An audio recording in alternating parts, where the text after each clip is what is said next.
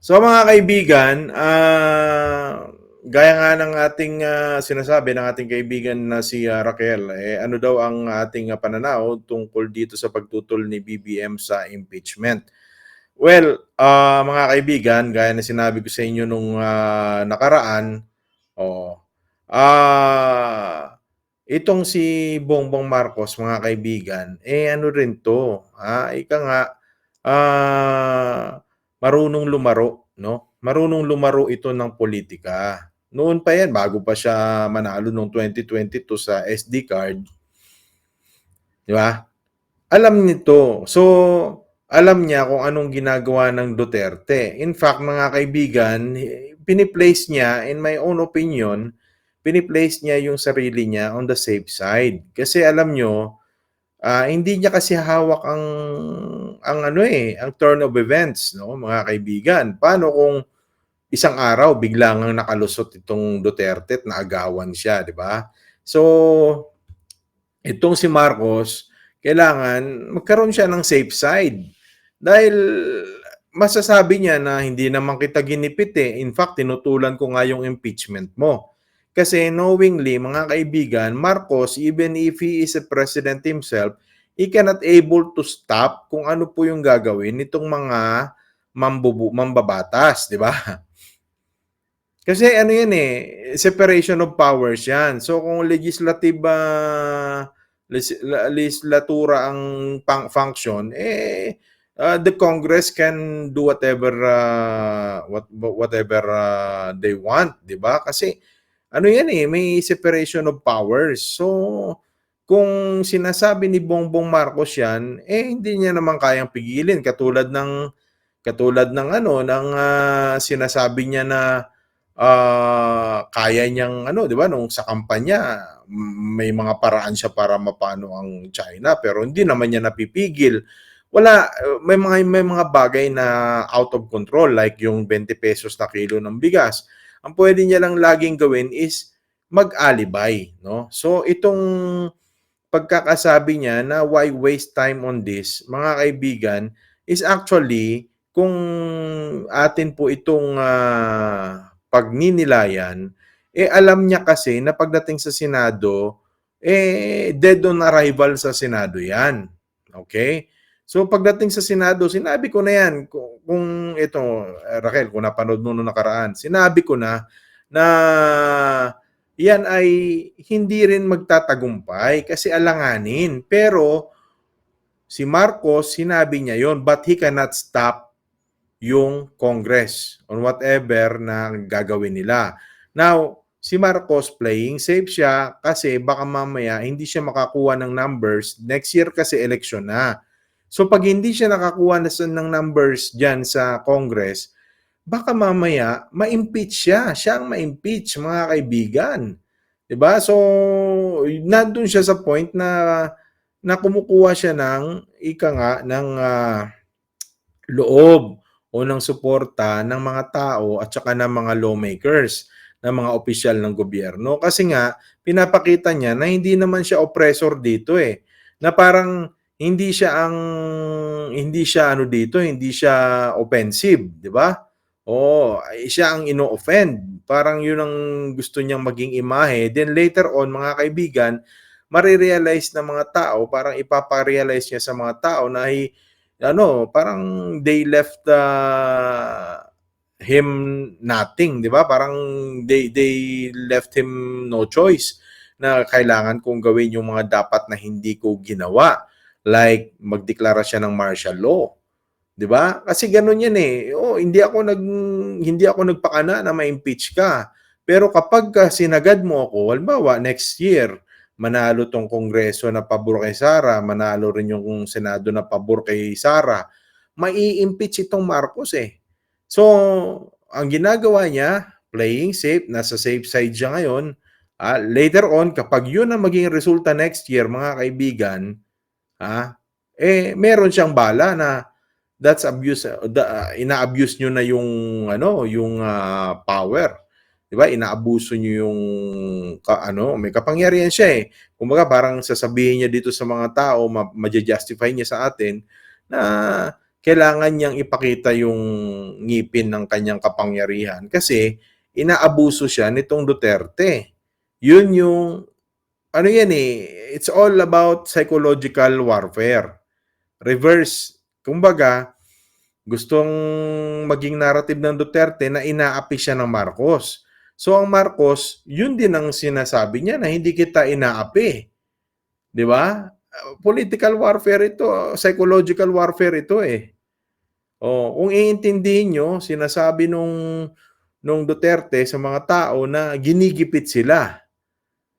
Pinapakita ni Marcos na hindi ko kayo ginigipit. In fact, ako ang tumututol na huwag kang ma-impeach. Ha? Yan ang projection dyan. So, ang ganda ng laruan nila eh. Alam ni Bongbong kung anong ginagawa nito mga Duterte. Kaya, yan pong impeachment na yan, paghuhugas kamay lang ni Bongbong. Ayaw niyang magkaroon siya ng bahid dyan. Pero ang totoo, pinapasalvage na nila ang isa't isa talaga. Di ba? Yung Sara, papatira si Blenglong. Etong Blenglong, tinitira din siya ng, ano yan pailaliman ng laban. Alam nyo, hindi naman, sinabi ko naman sa inyo before 2022 na parehas mga tuso yung mga yan, di ba? At sinabi ko na rin talaga na gagamitin lang ni Duterte, aagawin niya rin ang pwesto kay Marcos. Nangyari lang, nagkataon na nabali kaagad, naharang sila ni Marcos. Kasi talinuhan yan naunahan ngayon tong Duterte. Now, magpaplastikan ulit yan. Ganito mangyayari dyan. Kapag itong Duterte nasukol ni Marcos, luluhod sa Marcos yan. Papaalala niya yung utang na loob, di ba? Siyempre, andyan si Amy, di ba? Yun yung mangyayari dyan. Now, kapag Marcos naman na nasukol, sasabihin naman niya na hindi naman kita ginipit kahit na nagkaganito ako, di ba? Kahit na naging presidente ako, hindi ko kayo ginipit. Di ba? Yung mga kongresista yan, i-blame na ngayon yan sila Franz Castro, sila Paduano, yan ngayon ang ipapablame dyan. Sila Dan Fernandez, yan ang mga ipapablame dyan. Yung chairman ng Quad Committee.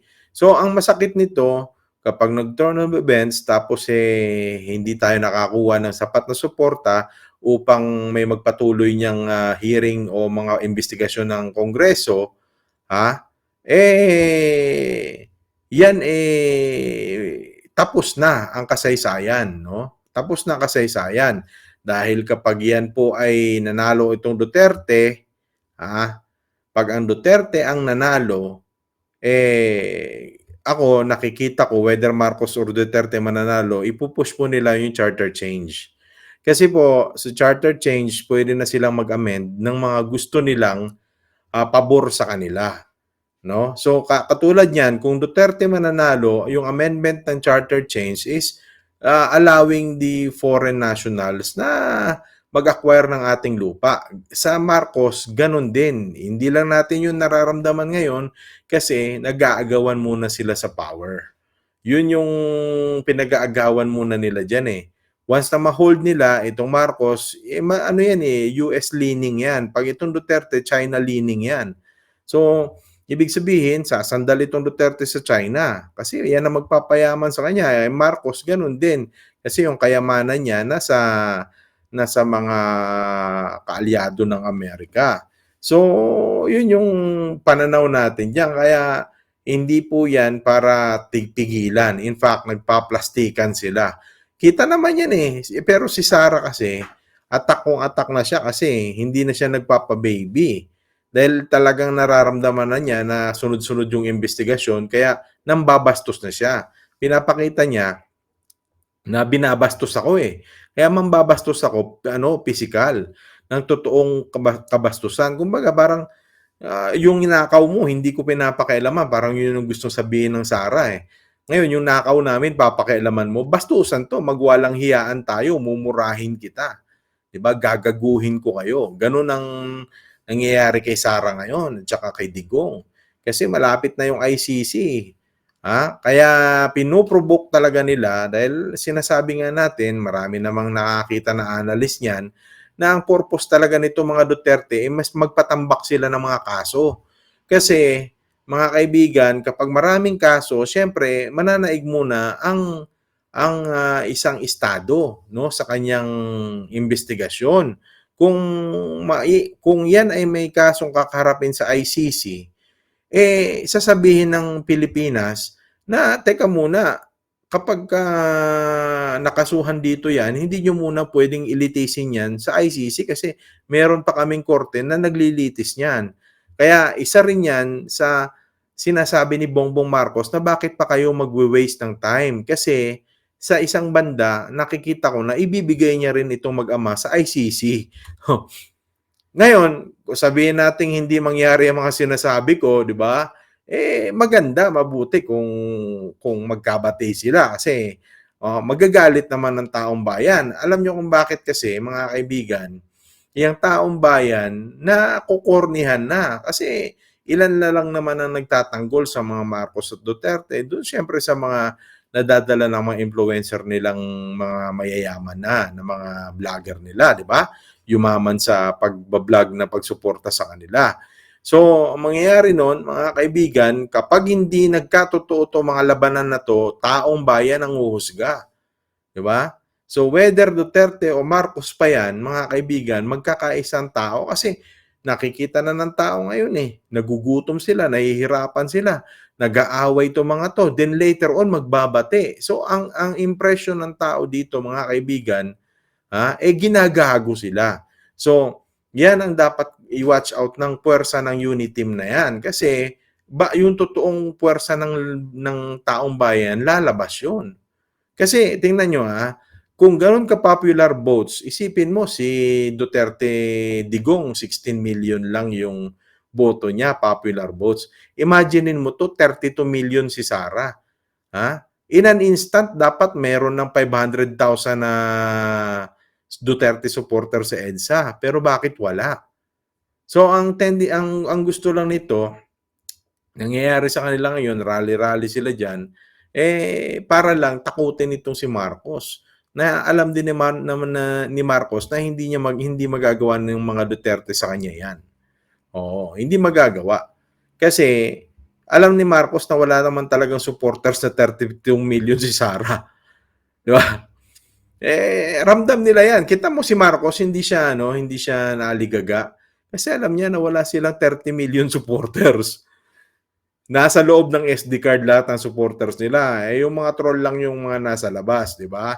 Pag keyboard.